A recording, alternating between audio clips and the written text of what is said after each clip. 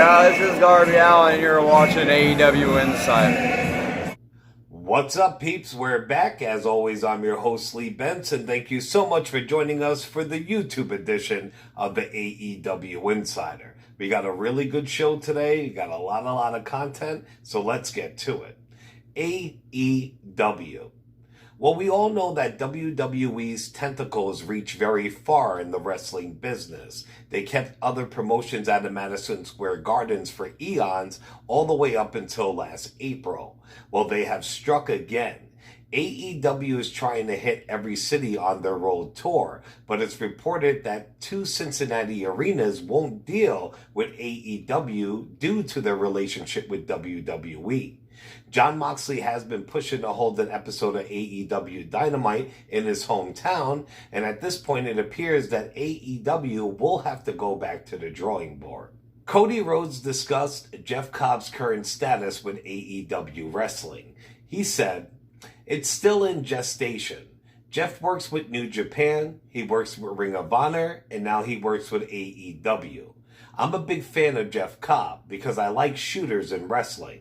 I don't try to consider myself one with my limited amateur background, but I think Jeff he's a tank. He's a special athlete." On the WWE, former WWE diva and superstar Eve Torres has gone on record today and claims that our president Donald Trump groped her in 2009 while the two posed for a photo shoot. This is what she wrote. "Happy President's Day. I look forward to having a president who doesn't grope or objectify women. I have taken pictures with thousands of men at military bases, at WWE events, and signings, and very few have grabbed me and pulled me in as forcibly as he did without knowing me. Of course, at the time, I believed it was my job to be eye candy in a photo for the supposed billionaire and just play along. It actually is kind of hard for me to see that photo because it reminds me of my beliefs about my time and my worth. Also, this was very scary for me to post, but it's been on my mind. We haven't forgot about your pussy grabbing, Mr. President." Well, they say you don't have to look for trouble, but sometimes trouble looks for you. We all know how outspoken Matt Riddle is, and on my last podcast, I talked about how much he kicked ass at TakeOver. I guess I wasn't the only one who noticed. He also caught the eye of the Viper, Randy Orton. After TakeOver, Orton tweeted to Riddle, "Hated you, now I get it. Good luck, also, fuck off." Matt Riddle did see the tweet, and he replied, "I woke up at the crack of noon today and saw this. And all I could think was, Randy is the coolest. And don't smash my head with a chair, bro." I did like the whole "I got up at the crack of noon today" thing. That fits his character well. Well, it's official. Davey Boy Smith, a.k.a. the British Bulldog, will be inducted into the WWE Hall of Fame. He is now joining this year's other inductees that have been announced. They are NWO and Batista.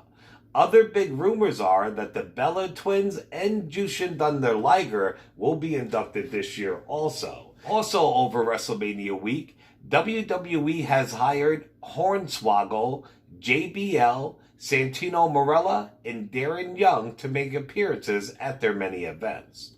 Bruce Pritchard recently told the story of the time when Scary Sherri, aka Sherri Martel, dragged Sapphire into the shower.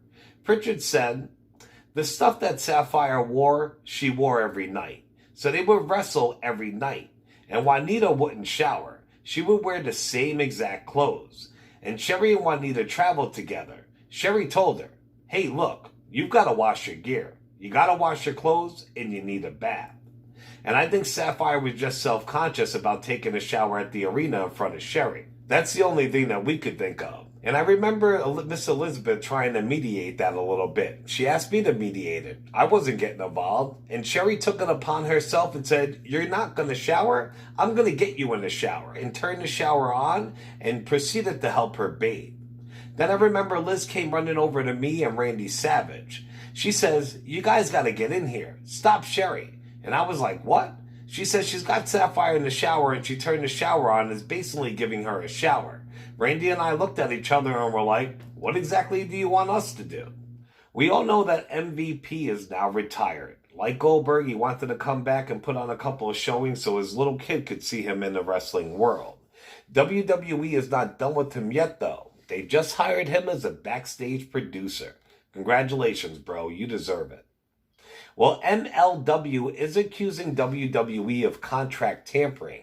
In wrestling, there's a rule that you cannot scout, talk to, or offer people's contracts or deals until they're completely done with their contract and their clause if they have one. Well, MLW's attorney contacted WWE about tampering with their talent, and NWL is not the first company to accuse them of this. MLW says they have a slew of evidence that WWE is messing with their talent. They want them to back off. If not, they will move forward in court.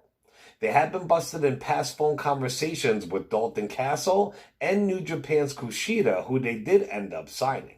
That's crazy stuff, peeps. And not only are they being accused of that, wrestler Reverend Jeremiah Constantine spoke to High Spot podcast and accused WWE of stealing people's ideas and gimmicks. He claims they stole the Fiend's and Seth Rollins' new gimmick. I feel like they're using certain elements of my material, and yeah, I'm not too happy about it. You know, because here's the thing. I sent WWE a video of me doing Jeremiah Constantine, the whole religious aspect with the studio audience, mind you. And I got a response from someone saying, okay, we're going to send this to a lead writer. So I know they see my material and they know what I've been doing. And you know, certain aspects have come out on TV. I never gotten a response from them after that. So it just upsets me, the fact that you can't even acknowledge me and you're taking stuff from me. Especially with the Seth stuff, the Monday Night Messiah thing. I'm pretty sure they got that from my promos.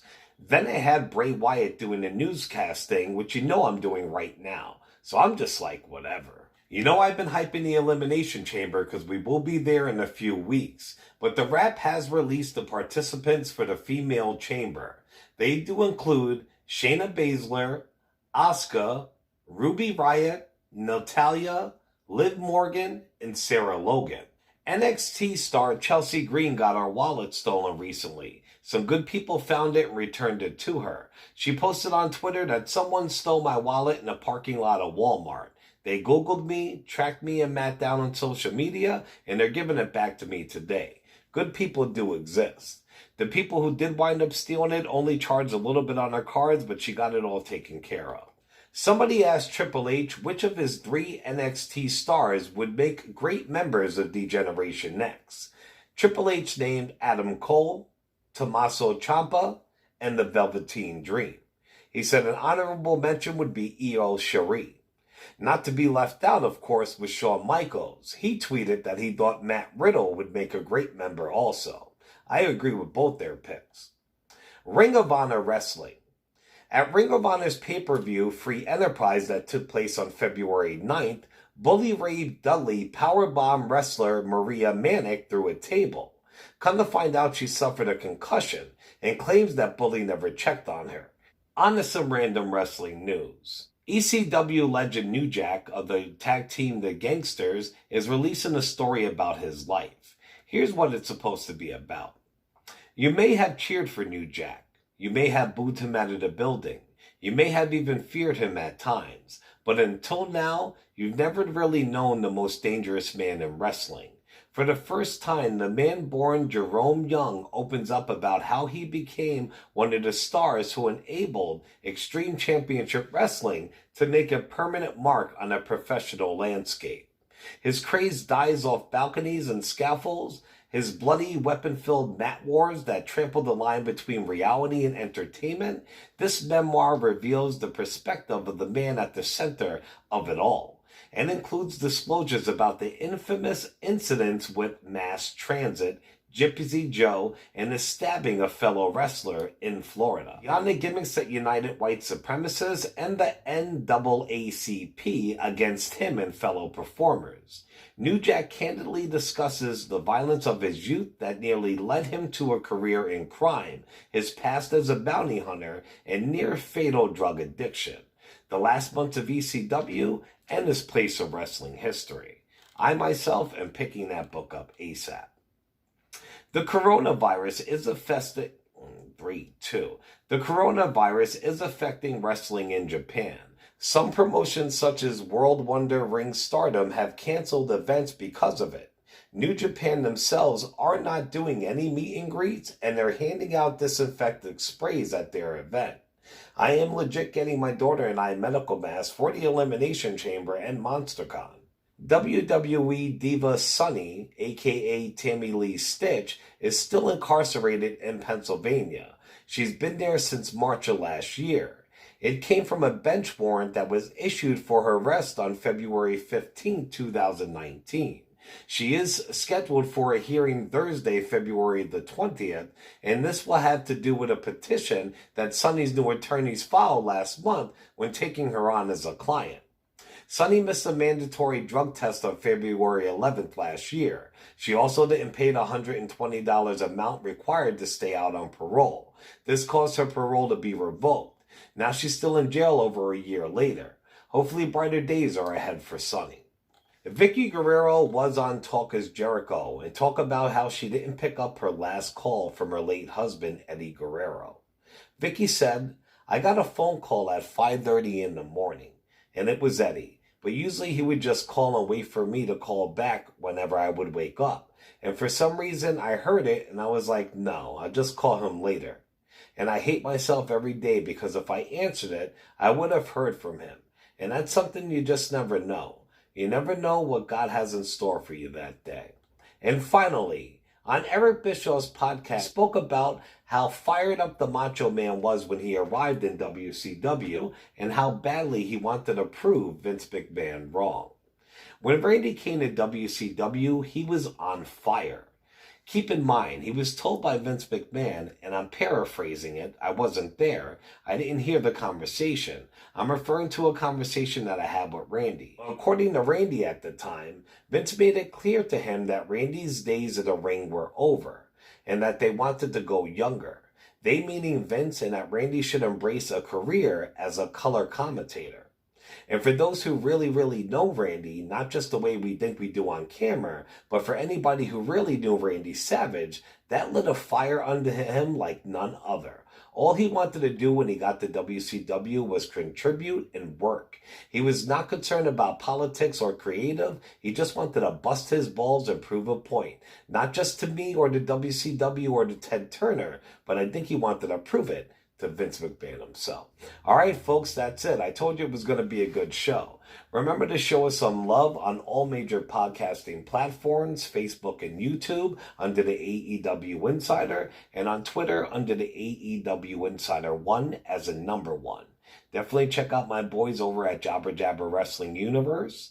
And remember, we are going to the Elimination Chamber and Monster Mania Con at the beginning of March. So stay tuned for all of our live events and coverage. And definitely check out some of our older videos. I've got WrestleMania Week, AEW Live, Ring of Honor, Madison Square Garden Supercard. Show us some love on the YouTube channel. All right, peeps, I'll see you in a couple days. Ciao.